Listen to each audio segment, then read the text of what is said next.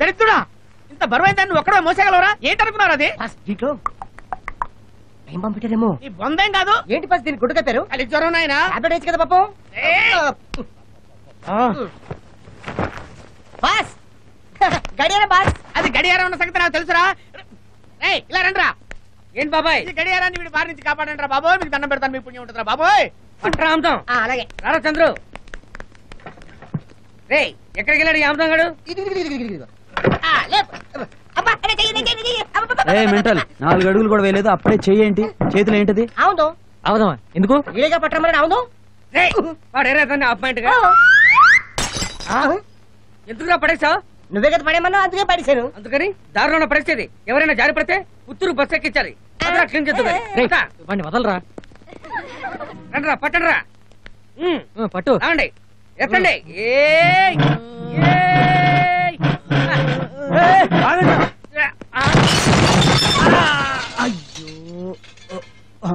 రే ఇదేమన్నా wrist watch అనుకున్నావా? సుతారంగా పట్టుకున్నావు. నేను ఎక్కడ పట్టుకున్నారా? నేను పట్టుకునేలోగా ఎత్తేశారు. కరెక్టే, అతను పట్టుకోలేదు, నేను చూసా. అయితే ఎందుకు చెప్పలేదు? పని చేస్తున్నప్పుడు మా బాస్ ఎవరితో మాట్లాడని చెప్పాడు.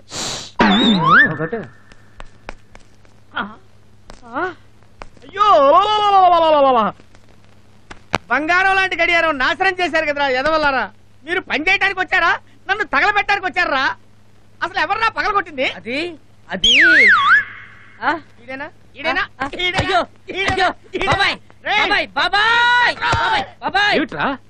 ఏమిటో శబ్దం?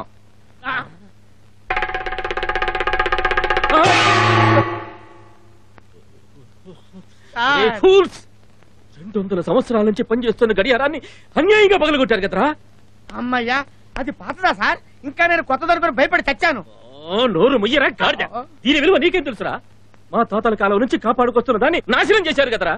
ఇప్పట్లో ఇలాంటి దాన్ని ఎవరైనా కొనగలరా? ఎవ్వరు కొనలేరు, పాత సామానుడు తప్ప. తప్పైపోయింది, క్షమించండి సార్, క్షమించండి సార్. క్షమించడమా? నిన్ను క్షమించడమా? నీ కాంట్రాక్ట్ క్యాన్సిల్ చేస్తాను. మేనేజర్ అయ్యో, నా కాంట్రాక్ట్ క్యాన్సిల్ చేయించకండి సార్, మీ కాళ్ళు పట్టుకుంటాను సార్. ఇదిగో వచ్చేస్తున్నా.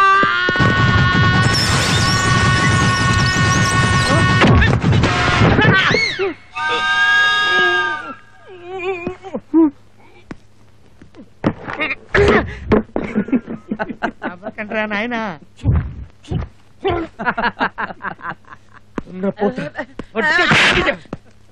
ఇదేం తప్పురా నీకు? ఇదేం తప్పో తెలియట్లేదండి. పరిగెత్తుతుంటే కాలు స్లిప్ అయిపోతోంది.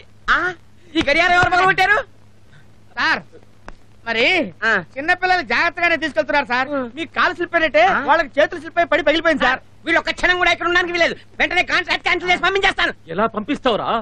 ఎలా పంపిస్తావు? ఈ పగిలిపోయిన సామాన్ల డబ్బంతా ఎవడు కడతాడు? నీ బాబు కడతాడా?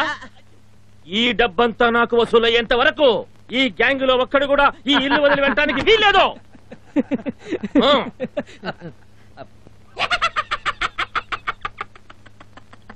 వీళ్ళు బయటకు వెళ్ళారో నీ తాట తీస్తా. సార్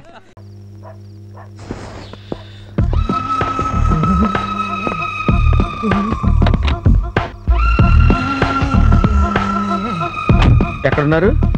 రండి సార్, డ్రైవర్ గారు. ఎక్కండి ఎక్కండి.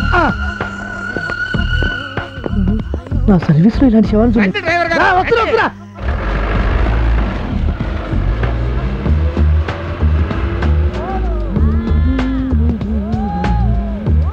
ఏమండి, అమలాపురం వెళ్ళడానికి ఎంత టైం పడుతుంది సార్? ఏమండి, మ్యాచ్ ని మిస్ అయినా ఫస్ట్ షో టైంకి వెళ్ళిపోతామండి. గురుగారు, ఇందాక డెడ్ బాడీ నడుచుకుంటూ వచ్చింది, అది నిజంగా డెడ్ బాడీనండి? అది డెడ్ బాడీ కాదండి, నేను డెడ్ బాడీని. అది నా డూపు. మీరు భలే జోకులేస్తారండి.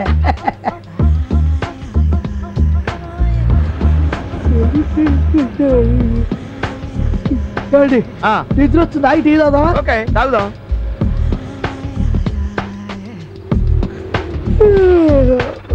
దిగండి. రండి, మీరు కూడా వచ్చేయండి. రే, నువ్వు కూడా వచ్చేయి, టీ తాగుదాం. నేను మేనేజ్ చేస్తాను కదరా, వచ్చేయి.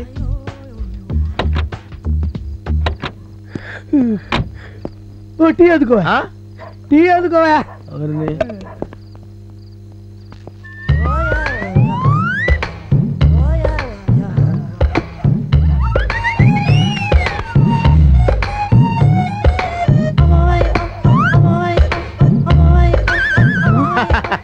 తాగారు సార్ మీరే తాగండి.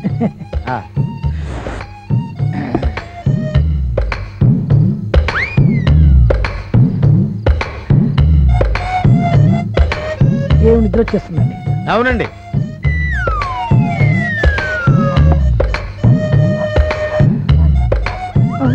అరే ఒక్క సిప్పులో అంతేలా తాగేశారు సార్? నేను చిన్నప్పటి నుంచి అంతేనండి. అంతేనా? ఏమీ లేదండి, సీన్ గారు వచ్చి జాయిన్ అయితే అన్నారు, ఇక్కడే వెయిట్ చేయమన్నారు.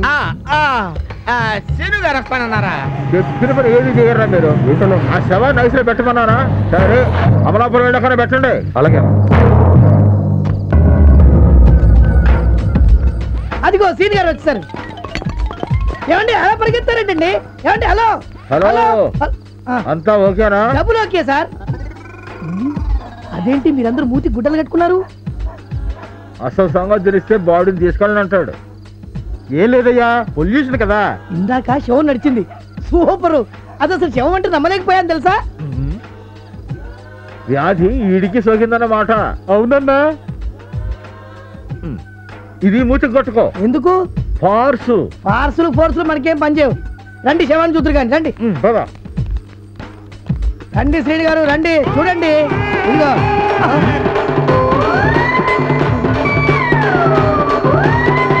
ఏంటి వీడు ఆ శవంలాగా పోజు? అదే వండరు. హలో ఏంటి రిలాక్సింగా? వీడికి ఫార్స్ బాగా ముదిరిపోయింది. శవాన్ని పలకరిస్తున్నాడంటే అంతేగా మరి. కరెక్ట్. అలా గుడ్డప్పగించి నిద్రపోతాయారా? నిన్నే ఇచ్చిన శవంతో మీటింగ్ పెట్టారు సార్. నాకు లేట్ అవుతుంది. అమలాపురంలో శవాన్ని ఎవరికి అప్పు చెప్పాలి? అన్ని నేను చెప్తాగా రా. సరే సార్.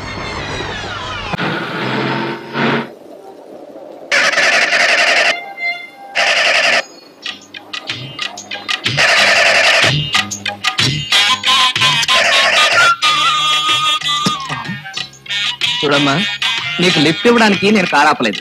కారు స్టార్ట్ కావట్లేదు. పర్వాలేదు. నువ్వేదో ట్రైల్స్ లో ఉన్నట్టున్నావు. నా ఫేస్ చూడు. నాకు పెళ్ళయింది, చక్కటి కొడుకున్నాడు. ఇంకెవరినన్నా ట్రై చేసుకో.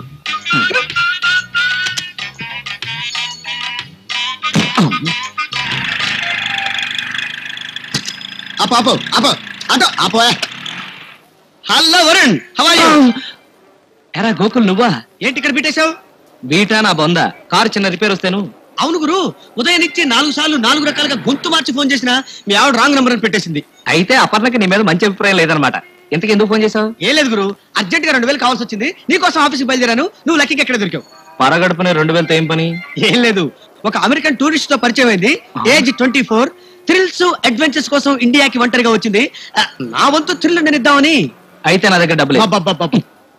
అబ్బా ప్లీజ్, నీతో తలకనిపిరా. Thank you. ఈ క్యాసెట్ నీ దగ్గర ఉంచు. ఏమిటి? సత్యనారాయణ స్వామి వ్రతం హత్యం. నువ్వు చూడు, తర్వాత నేను తీసుకుంటాను. వస్తా. ఆహా,